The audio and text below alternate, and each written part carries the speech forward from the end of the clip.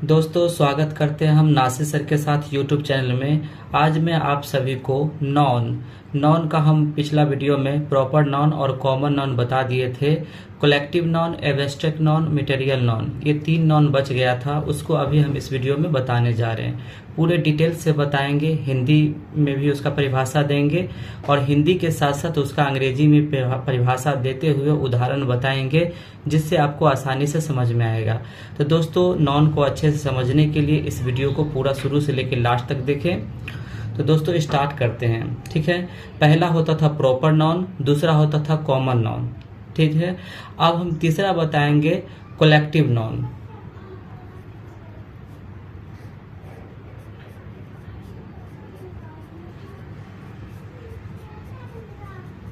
Collective noun, collective का अर्थ होता है समूह, ठीक है। नॉन का अर्थ होता है संज्ञा, इसको बोलते हैं समूहवाचक संज्ञा। समूहवाचक संज्ञा यानी कलेक्टिव नॉन का हिंदी होता है समूहवाचक संज्ञा। अब इसका परिभाषा कैसे देंगे? तो जिस नॉन से पूरे समूह का बोध होता है उसे कलेक्टिव नॉन कहा जाता है। जिस नॉन से पूरे समूह का बोध होता है, समूह का बोध होता है, उसे कलेक्टिव नॉन कहा जाता है।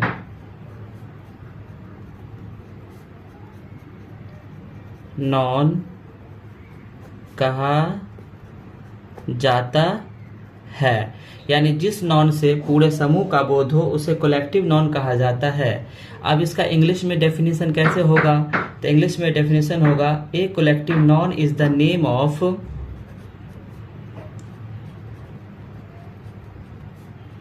A collective noun is the name of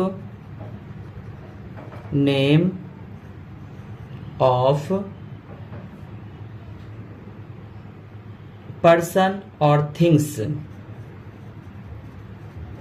person और थिंग्स टेकन टुगेदर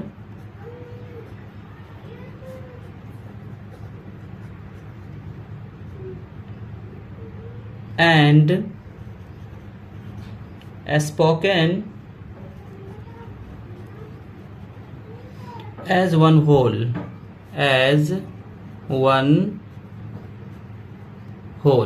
है ना।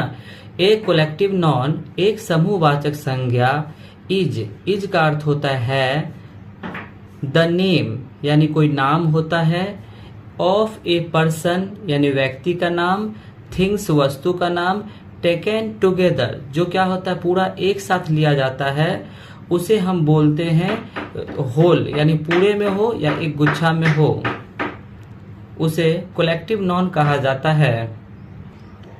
इसका एग्जाम्पल देखते हैं। एग्जाम्पल जैसे कि हम बोलते हैं क्लास, ठीक है।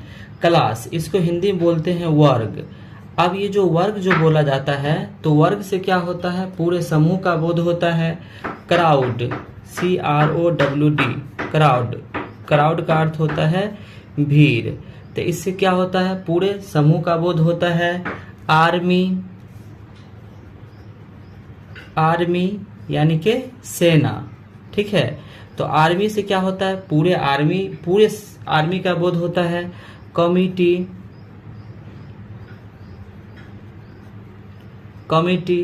समिति, तो समिति से क्या होता है पूरे कमिटी का बोध होता है।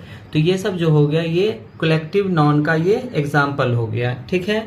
अब इसका अगला जो आता है 4 नंबर पे, नॉन में 5 गो था नॉन के प्रकार, तो इसका तीसरा नंबर हो गया कलेक्टिव नॉन।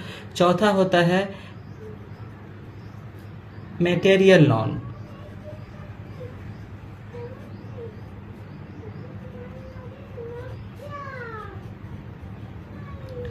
इसको हिंदी में बोलते हैं द्रव्यवाचक संज्ञा।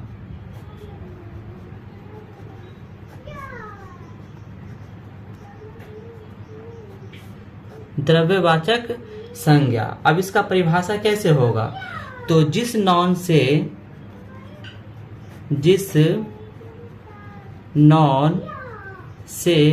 किसी द्रव्य पदार्थ का बोध हो, द्रव्य पदार्थ का बोध होता हो, बोध होता हो, यानी जिस नॉन से किसी द्रव्य पदार्थ का बोध होता हो, जिसे नापा या तौला जाता है, जिसे नापा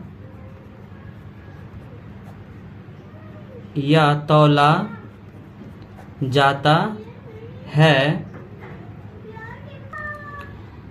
गिना नहीं जाता है, गिना नहीं जाता है, उसे मटेरियल नॉन कहा जाता है।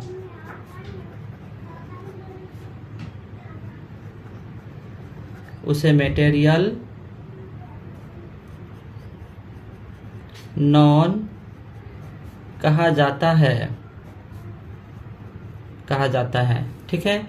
अब दोस्तों, अब इसको इंग्लिश में अब इसका कैसे देंगे डेफिनेशन? तो इंग्लिश में देते हैं ए मटेरियल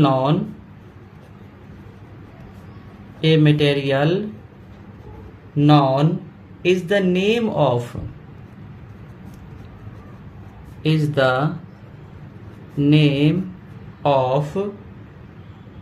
material substance,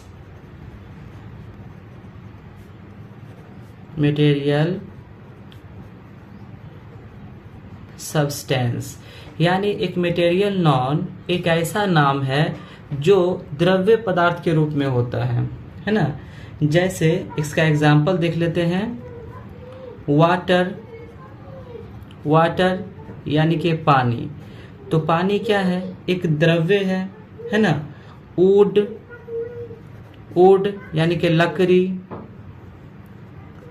लकड़ी भी क्या है? एक द्रव्य पदार्थ है ना।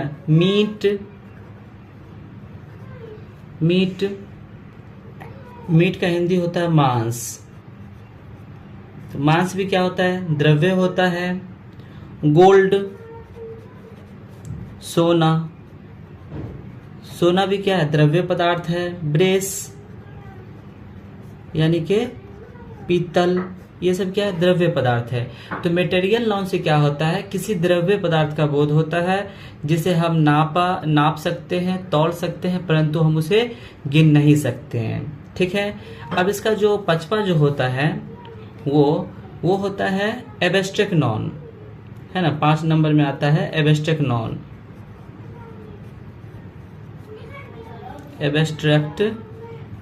नॉन। भाववाचक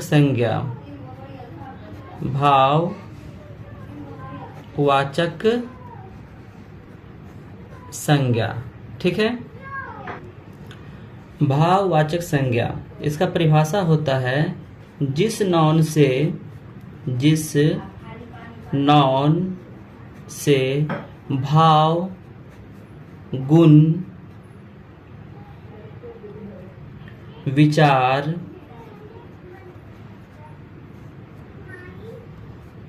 जिस नाम से भाव, गुण, विचार, अनुभव इत्यादि का बोध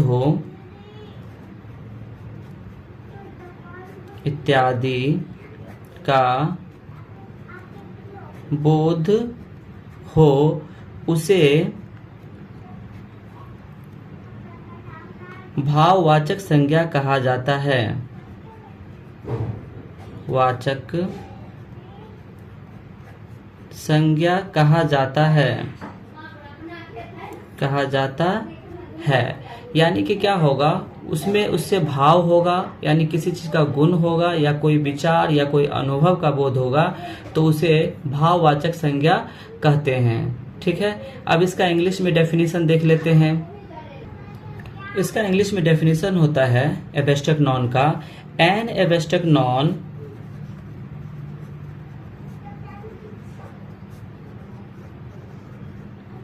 An abstract noun is the name of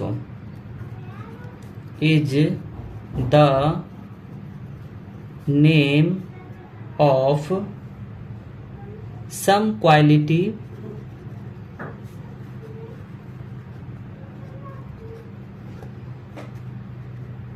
state, feeling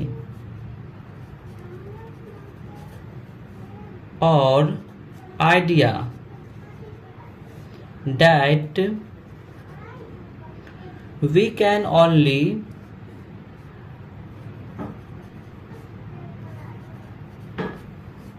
think of a feel but cannot see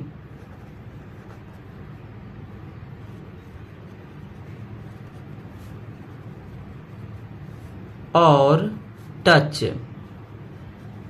ठीक है, अब दोस्तों इसका हिंदी करके बताते हैं। एन एब्स्ट्रैक्ट नॉन एक भाववाचक संज्ञा, इज द नेम यानी कोई नाम होता है, ऑफ सम क्वालिटी यानी कुछ गुण का, स्टेट अवस्था का, फीलिंग अनुभव का, आइडिया विचार का, that we can only think उसे हम सिर्फ, ओनली का अर्थ होता है सिर्फ, थिंक सोच सकते हैं, फील अनुभव कर सकते हैं, बट लेकिन, कैन नॉट सी और टच लेकिन हम उसे देख नहीं सकते हैं और उसे अनुभव नहीं कर सकते हैं। अब इसका एग्जाम्पल देखते हैं, जैसे होता है गुडनेस, गुडनेस इसको हिंदी में बोलते हैं अच्छाई, अच्छाई। अब अच्छाई को क्या है, हम लोग देख नहीं सकते हैं, है ना। काइंडनेस, काइंडनेस दयालुता,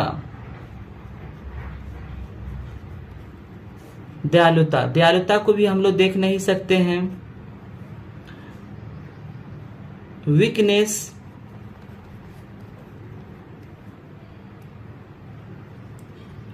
वीकनेस कमजोरी,